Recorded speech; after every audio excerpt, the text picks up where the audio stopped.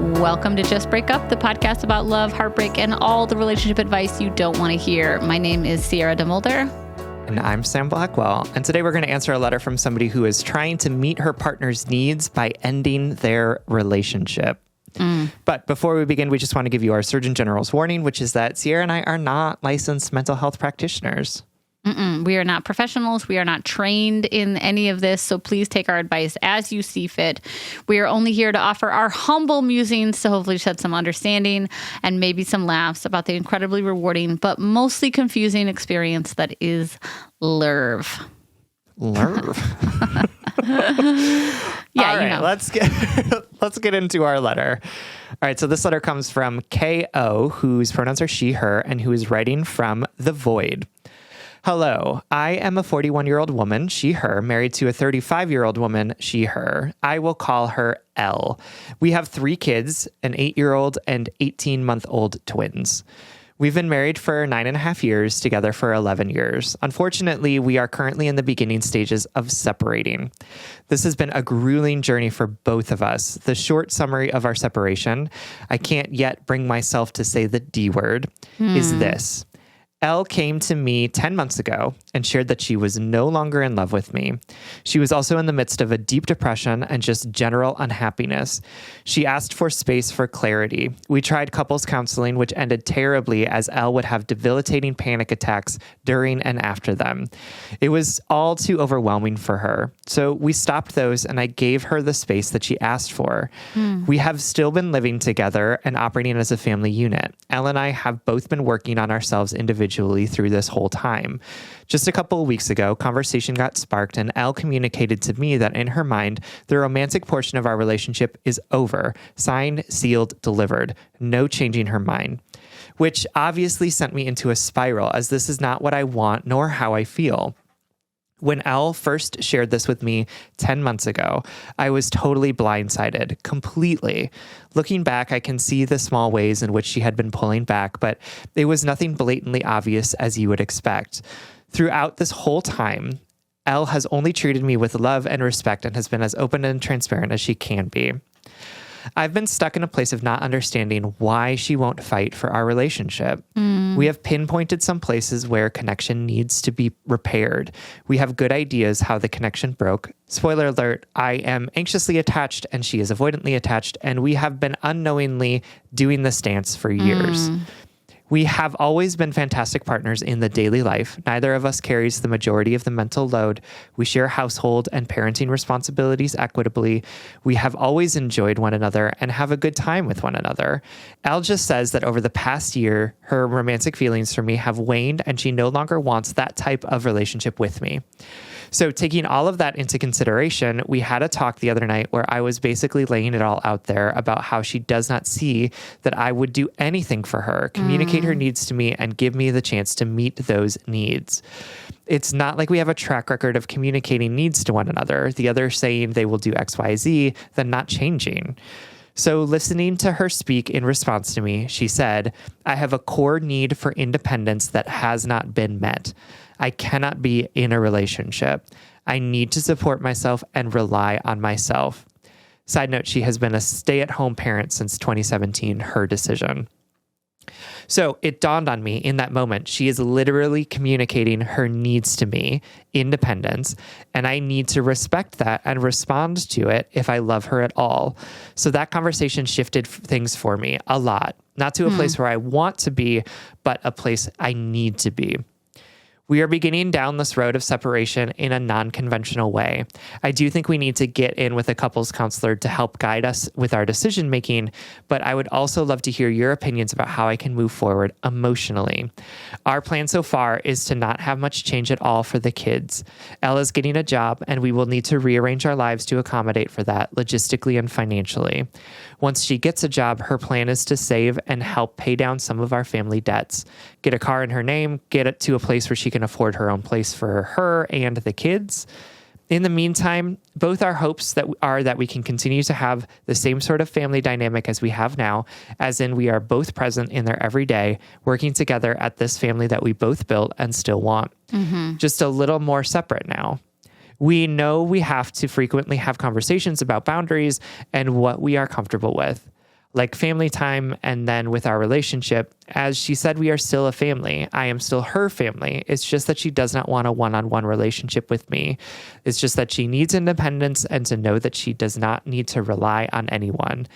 That's her unhealed trauma speaking that she is aware of and actively looking for a therapist. What do I need to think about for me to heal emotionally? Knowing both of us, we are rational and logical and even-tempered, and I know that we can move forward with grace and care and love. I just don't always advocate for myself, people pleaser, and I do want to do this in a way where I can heal my broken heart as well. Everywhere I look in relation to divorce and breakups, all I see is people talking about no contact, get a lawyer, protect yourself, etc. That just doesn't fit our situation, and I'm feeling like I have no resources to emotionally deal with where I am. I love this woman with my whole heart, and I know that I need to let her go if for her to gain her own self-worth, heal her trauma, and feel like a whole person. I want that for her. I also know that if there is a road to reconciliation for us, it starts with us letting go. But what is next for me? Love and marriage and parenting are so hard, and I feel as a society we have failed to better equip and prepare people to deal with these incredibly nuanced and hard situations in healthy ways. Oh my God, for real. Seriously. I would love to hear your humble musings about healing a broken heart through a high contact, low conflict, family centered divorce between two women who still care and love deeply for one another. Wow. I loved the summary at the end for a high contact, low conflict family. I feel like that describes it really well. My darling, I want to take a moment to say thank you for writing such a thoughtful, personal letter, as you all do, as all of our letter writers do. I was really drawn to this letter because I totally agree. I think that, the whole premise of our show is that none of us are born with manuals on how to be in relationship with one another, and yet our entire system of society and our desires and our bodies, we're built for one another. And yet we have no idea how to do this. And that becomes even more complicated with things like families and divorce and time. Relationships change, period. Everything changes in our world. And I think that you have described your situation with a lot of love and respect. And I'm really excited to dive in a little bit more. But first, we're going to take a very quick break. All right, everyone. Welcome back. KO, thank you again for writing to us and for asking us this really important question about how to navigate an intentional separation in a way that is focused on the health and support and love that might still exist in your family, while also being mindful of the fact that you are going to need some things in the process of this divorce. And I'm appreciate that you're recognizing your people-pleasing patterns here and saying, I know that this is a trap that I can fall in, and I want to make sure that I'm doing what I need to do to heal from what is a really sad and heartbreaking situation that your partner of 11 years is asking for more independence. We're not saying the D word yet. You said the D word, but we're saying separation. Oh God. Okay. Yes. I'm so sorry. I get it though. But that you are, your partner of 11 years is asking for space, asking to no longer be in a romantic relationship with you, and how devastating that reality is. And let's take stock of everything you're dealing with right now. We have financial constraints. We have emotional constraints, like time invested. You have family members. You have young children. You have a whole ecosystem that is currently thriving and depending on this partnership that you have. And also that partnership has to foundationally change. There's a lot, you're working with a lot right now. And I have a lot of empathy and compassion for you. So I want to say that I also appreciated this letter because it gives us an opportunity to remind folks that all relationships can look different, that there's no there's no blueprint to what makes a good breakup, to what makes a good separation, a good family partnership, co-parents, that there are 1,000 different ways that we can be in relationships with other people, romantic or not. And I totally believe that what you want is possible, that you can create a respectful, loving, family-oriented separation, that you two can be co-parents that are, partners in this life, but just not romantic. I'm thinking about relationship anarchy that Sam and I learned about a couple weeks ago on our show, that you can pick and choose from the smorgasbord of human experience and human needs. You can pick what each of you needs and create a whole new body for this relationship to live in, that has different needs and different parameters and different boundaries than what it previously had. Like, I'm thinking about the quote, like, how can we become what we cannot see? You can imagine you can become whatever you want, is what I'm trying to say. And also, you are going to have to learn how, through trial and tribulation, through doing it poorly, doing it wrong until it feels right. You're going to have to learn how to make space for yourself while giving her so much space to seek out her own needs. I heard a lot in this letter. I heard you desperate to be what she needs you to be. And you're telling us what she needs you to be is space, right? And I wonder, though, who you are, where your needs are in all that space you're giving her. I'm anxiously attached to, and I don't know how my needs would manifest during this time. I can tell that you are committed, you're wanting, you're anxiously attached. And that often makes it harder for folks like us to advocate for ourselves in the fog of wanting so desperately to be what the other person needs us to be. Yep. But you're half of this relationship. You're half of this parenting partnership. You are half of this parental family. Yep. And your needs are also valid and also important. And what's tricky now is that, like, you're going to say to me, Sierra, I need her to want me romantically, right? Like, my wants are that I want our relationship to work. So It's like, not only is it hard to discern what your needs are in the fog of what they want, it's also hard because you're like, I don't want what's happening. I don't want this at all. So how do I discern my quote needs when? How do you figure what you need? It's like you're drowning and I'm like, what do you want for dinner? And you're like, I'm fucking drowning over here. And I'm like, but you need food. You need fuel for your body. And you're like, Sierra, I don't give a fuck about food right now. I'm drowning. Right? Yeah. Uh-huh. So the pain of this relationship ending is the water, right? But I'm trying to tell you that you need fuel to keep swimming, to like swim to somewhere else. For sure. Absolutely. Or you might be looking at the sinking ship and saying, oh, that's where I need to go back to. That's the we thing love that's a ship metaphor. Weird. That's what I'm going to get out of this freezing water. But the ship is sinking, right? Yeah. Like it's not actually going to save you. The ship doesn't you. exist. Yeah, absolutely. So like, I think that is, it's the draw of like this person coming back to a place where they can provide you with what you want and need out of this relationship is like a siren's call. Ooh. And I think that's one of the reasons why folks, and Sierra and I do this too, is like space, because the siren's call is so intense and it can be hard to plug your ears to it when you're sitting right next to it, when it's like on the couch with you at night saying, isn't this show funny? Remember that time we went and did that thing, right? Like that can be super, super tricky. And I appreciate that you're like, I want to do this in a way where we are close together.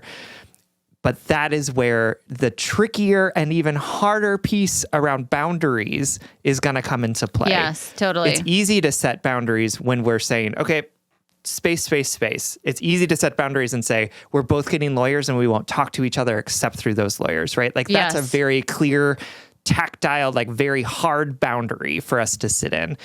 it's much harder to maintain boundaries that are softer and smaller than that. And that is what you're asking to do in this moment, right? You're asking to do the more challenging thing than putting physical distance and like legal distance between you and this person. That is so fucking articulate, Sam, because it's not impossible. Not that I'm articulate, but right. Like, isn't that a good point?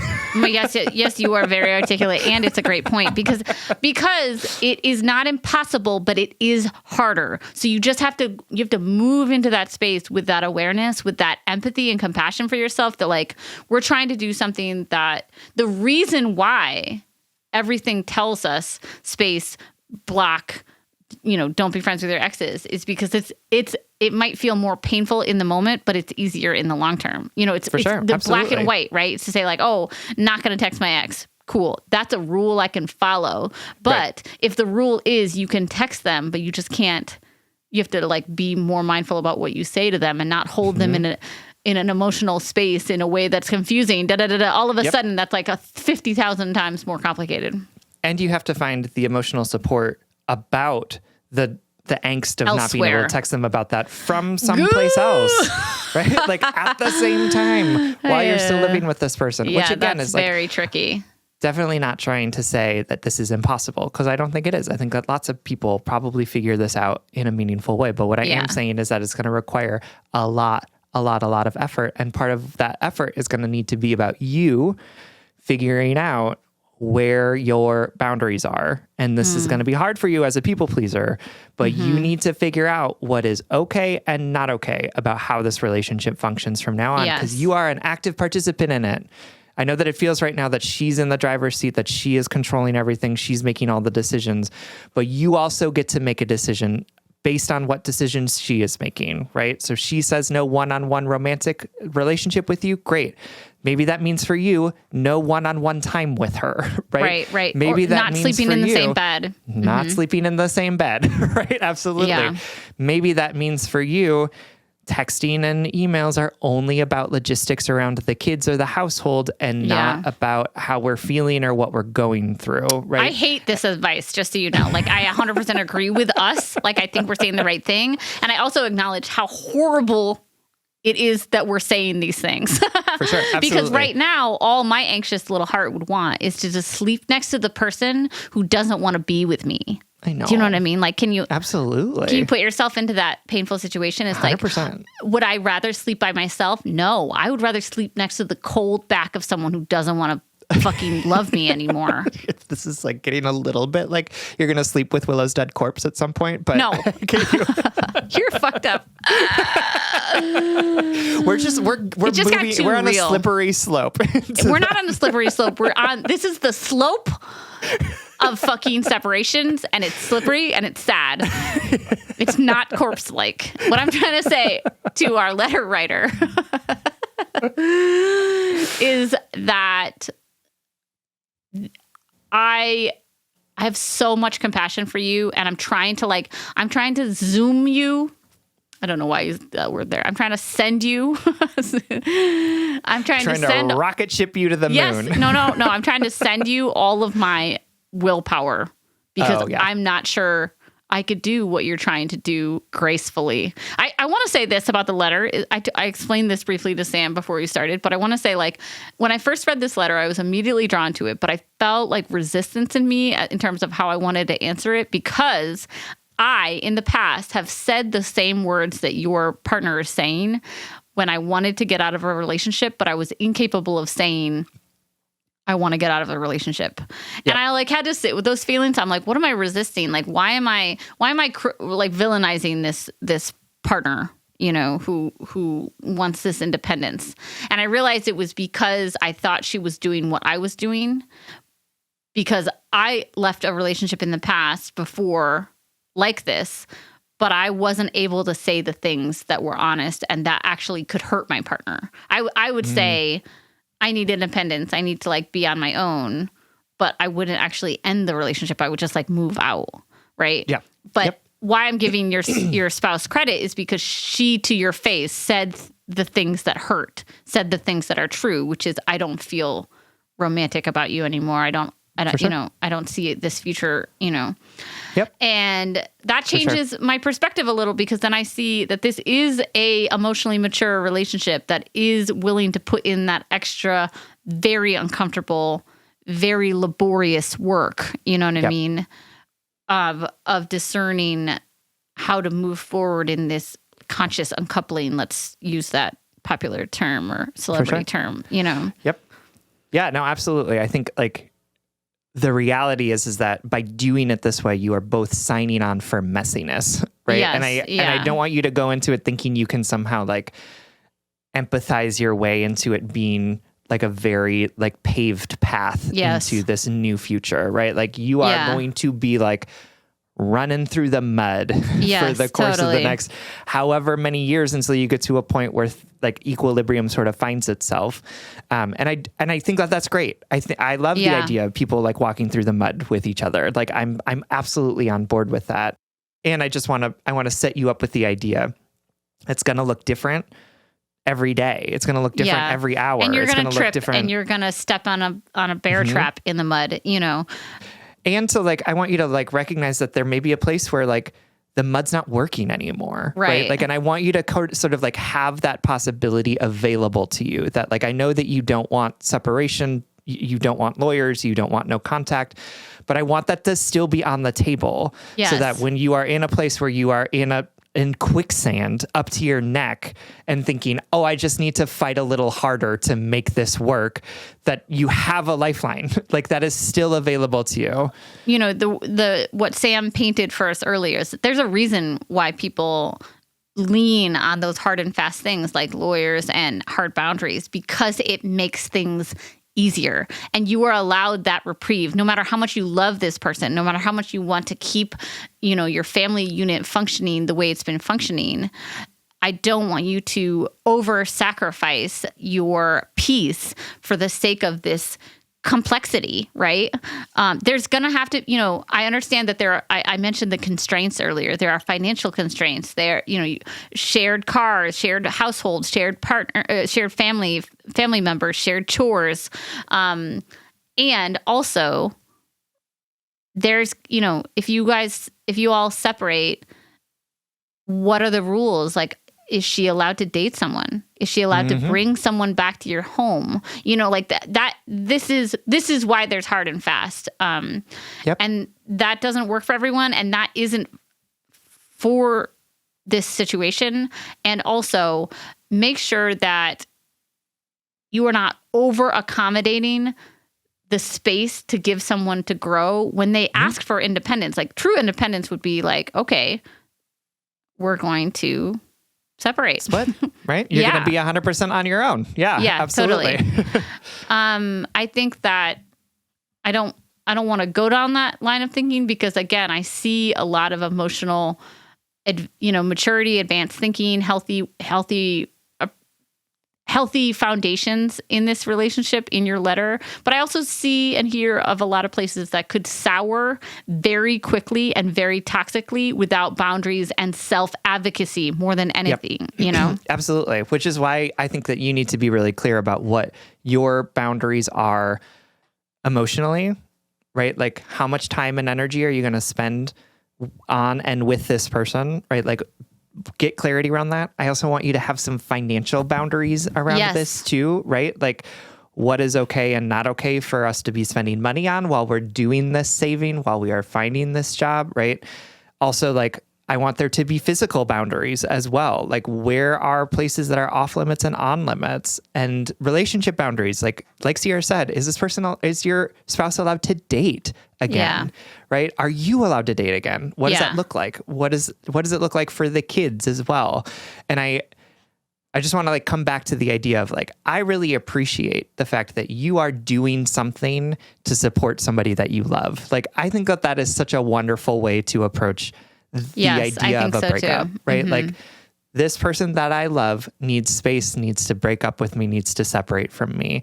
And as an act of love and service for them, I'm going to find a way to do that in a way that is responsible, that is helpful, right? We're going to do this in a way where they're going to be set up for success in the best way possible. Right. But I want to make sure that in that, you are establishing those boundaries for yourself so that you can do that successfully, right? Like in pursuit of having this goal of a successful separation, a successful uncoupling, whatever it might be, because there's so many pitfalls that are available in this moment to you right now. And we're not going to be prepared for every one of them. Absolutely not. That's impossible. You're going to for sure step in something and be up to your neck and not know what's going on. But if we can have some things in place, some planks that we can walk on, some shoes that are going to help us get unstuck from the mud, like how prepared can you possibly be for the mud that you know that you're going to get yourself into? Yeah, I totally agree. I know that this is mostly just musings and no, next steps about how to navigate this. Well, actually, step number 1 is sleep in different beds. Yeah, that's real. Honestly, that would be a piece of advice for me. Is start cutting those cords that you can now. But we do hope it helps. More than anything, we hope you feel loved and supported during this really, really tricky time. And Sam and I are rooting for you. We believe in your needs that live outside of your desires, that live outside of all of the space that you're making for your partner. And we hope that you can advocate for yourself during this really hard time. Absolutely. Thank you so much for writing and for trusting us with this really important question. We hope it helps. We love you. All right, everyone. Thank you so much for listening. Remember, if you want additional content from us or if you want access to ad-free episodes, you can always support us on Patreon. If you support us on Patreon for as little as $5 a month, you'll get an additional bonus weekly episode. And if you subscribe this month for any level, you will be able to join us on May 30th for our Just Break Up office hours, which is just a Zoom conversation with me and Sierra where we shoot the shit and answer people's questions in real time. It gets real. It's very unscripted. We are just making things up as we go along. And then we have wonderful people who are also on the Zoom call to call us out on our bullshit. Has that ever happened? No, I don't think so. All right. That was a description. What is my next line? You can slide into our DM, send us your favorite relationship memes. But most importantly, you can submit your questions about all matters of the heart at justbreakuppod.com, which is also where we can find our merchandise. Cool. Love that. Please remember to like, follow, subscribe, give us a 5-star rating and review wherever you get your podcasts. This literally keeps our mics on and helps us reach more brokenhearted souls who need 2 random strangers giving them relationship advice. Original music, recording, editing, producing, all magical things by our good friend Spencer Worth Davis. Make sure to check out his podcast and his music under the name Big Cats on Spotify. And remember, it is possible to give someone space to nurture their growth and to help them reach their needs while also taking care of yourself. They are not mutually exclusive. And more importantly, it's probably best to remind yourself that you are not responsible for someone else's growth. You are only responsible for your own. And if all else fails, just break up.